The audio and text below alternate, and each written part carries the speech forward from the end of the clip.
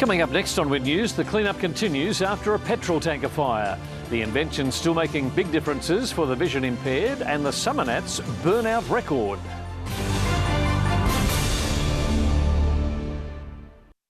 Across the Illawarra, South Coast and Southern Highlands, this is Win News. Tonight, a dramatic petrol tanker fire closes the Princess Motorway.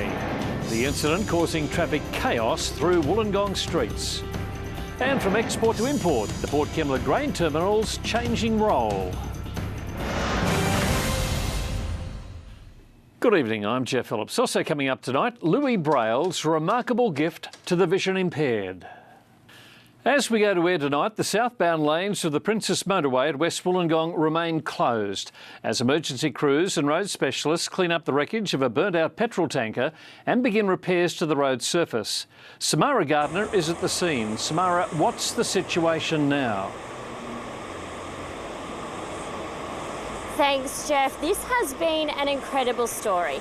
Tens of thousands of litres of petrol, alight on a major motorway and no one injured. Tonight, crews are still working here to clean up the wreckage and repair the southbound road surface. It's quite different to the frantic scenes we witnessed here this morning. A fuel tanker turned fireball. Flames shoot into the sky. A fuel tanker laden with full of fuel could have caused extreme damage. SAMARA GARDNER, Win News. Meanwhile, it was confusion and congestion on Wollongong roads. Drivers stuck in traffic for hours while the firefighting operation was underway. With the motorway closed, traffic was diverted through city streets. Bumper to bumper, cars crawled their way through city streets, traffic choked for kilometres. Northbound lanes of the motorway reopened around 3:30. The southbound are still blocked. Katie Gallagher, Win News. GrainCorp has reverse-engineered its supply chain at Port Kembla to allow for the import of wheat to help producers in the grip of drought. It's a stark contrast to the 2016 harvest, where the terminal exported a record quantity of grain. The crippling drought has led to a grain shortage across the state. GrainCorp's receivables down about 75% on the year before, forcing the company to think outside the box. Being a drought, we can't export grain this year, so in order to help our customers, we're now importing and sending that up country. Jordan Matthews, Win News. New road safety data has revealed a staggering reduction in fatal accidents on South Coast roads last year. The number of fatalities down from 32 in 2017 to 14 last year. The notorious Princess Highway, which saw 10 deaths in 2017, recorded 3 last year.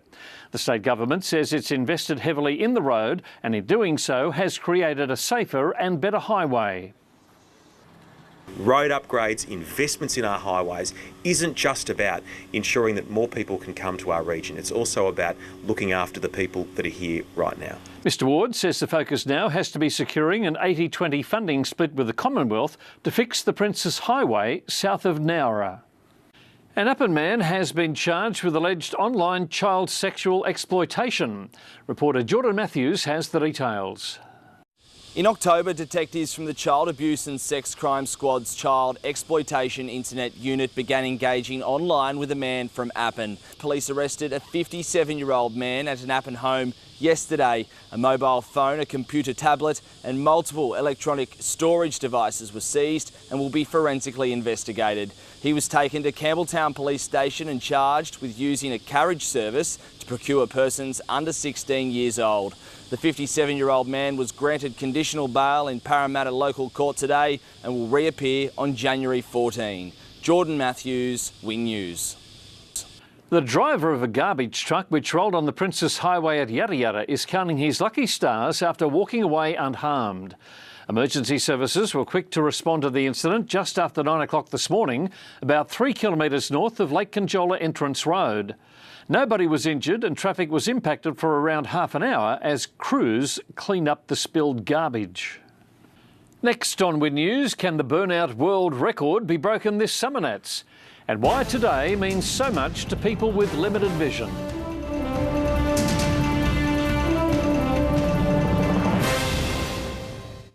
Today is International Braille Day, the birthday of Louis Braille, who invented a system to allow people with vision impairment to read and write almost 200 years ago.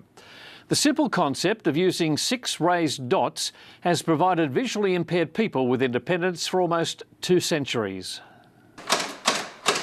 16-year-old Carly Simons was born with 2 degenerative eye conditions, resulting in vision impairment. The wait is finally over for Southern Highlands residents. Mittagong Pool will be officially reopened to the public tomorrow morning. It's been a long time coming, with the pool closed since June 2016 due to a severe weather event that seriously damaged the pools. Wingecarribee Shire Council says it was a massive engineering feat to rebuild the facility, but is thrilled to open it once again for the rest of the summer months. Australia can once again lay claim to a coveted Guinness World Record for the most simultaneous burnouts in the one place. 126 high horsepower machines tore up the Summernats pad today, snatching the crown back from Saudi Arabia. A colourful smoke cloud and deafening roars as hotted up machines crammed into this tiny space to reclaim what is rightfully theirs. Friday Sport follows the break. UFC featherweight title contender Alexander Volkanovski shares the secret formula that saw him claim the biggest win of his career. Plus, Olympic champion Emma McKeon sets her sights on the World Championships in Korea.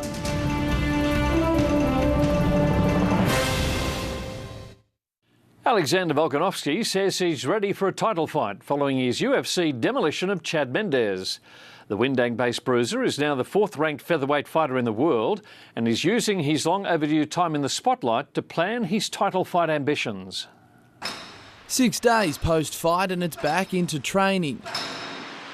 Jared Constable, Win News. The Illawarra Hawks will look to get their season back on track when they face arch-rival the Sydney Kings tomorrow. The game will also mark Rob Beveridge's 300th appearance as a coach in the NBL. Beveridge started his career in the top league with the Western Sydney Razorbacks in 2007 before winning the 2010 title with the Perth Wildcats. Australia's golden girl at last year's Commonwealth Games, Emma McKeon, has backed Swimming Australia's 2019 calendar of events. McKeon is enjoying a well-earned break from training as she prepares for a World Championship tilt in Korea, where the Aussies will look to close the gap on international powerhouse America. The Ulladulla Leisure Centre is a long way from her base on the Gold Coast, a family holiday, just the thing Emma McKeon needed. It kind of felt like it was just constantly going the whole year. That is Friday Sport. Tanya has the weather details. Tell me about the weekend. Well, Geoff, after a very hot day across the region, the change is on its way. I'll tell you exactly when it will arrive next.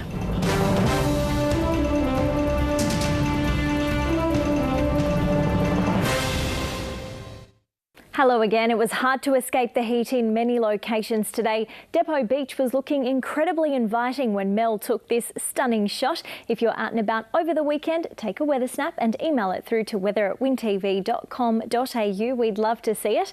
And now let's have a look at the details from today. The mercury surpassed 30 degrees just after 10 this morning in Goulburn, eventually hitting a high of 38.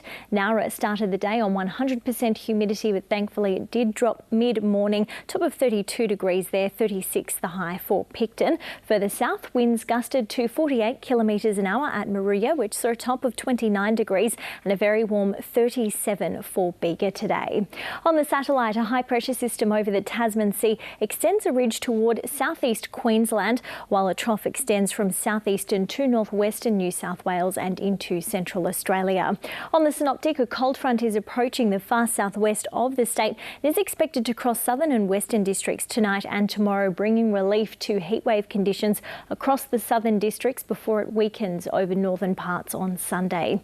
A mostly sunny start on Illawarra waters tomorrow, partly cloudy further south, but showers are likely and there is also the chance of a storm later in the day. The strong wind warning remains in place right down the coast. Taking a look at the forecast for the Illawarra and Southern Highlands, becoming cloudy with a very high chance of showers in the afternoon and evening, when there's also the chance of a storm. Winds will be picking up as well. well. Bulli 24 overnight, expecting a top of 32 degrees tomorrow, 25 the forecast high at Ullawarra. Taking a look at the south coast, partly cloudy with a very high chance of showers later in the day, as well as a possible storm. Eden stretching from 17 to a mild 21. For Wollongong, showers developing, top of 29 degrees tomorrow. And in the days ahead, Sunday is looking overcast in the Illawarra with a medium chance of morning showers. Partly cloudy for the south coast, just the slight chance of an early shower, and temperatures looking much cooler across the board. A mostly sunny day for the south coast on Monday, partly cloudy in the north, the slight chance of some drizzle. And Tuesday will be partly cloudy with a high chance of showers and a possible storm. That's all for weather this week, Geoff. Enjoy your weekend. You have a nice one too, Tan, and that is Win News for Friday the 4th of January. To view some of our reports, visit the Win News Illawarra Facebook page. I'm Geoff Phillips. Have a safe, enjoyable weekend. Good night.